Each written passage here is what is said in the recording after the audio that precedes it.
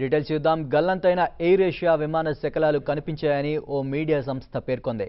Java సముద్ర ప్రాంతంలో గాలిస్తున్న Australia విమానాలకు air Asia విమాన శకలాలు కనిపించాయని అసోసియేటెడ్ ప్రెస్ అనే సంస్థ తెలిపింది. గల్లంతైన విమానం జావా సముద్రంలో కూలిపోయి ఉండొచ్చనే అనుమానంతో ఆ ప్రాంతంలోనే ముమ్మరంగా గాలింపు జరుపుతున్నారు. ఈ గాలింపులో ఆస్ట్రేలియా విమానాలు కూడా పాల్గొంటున్నాయి.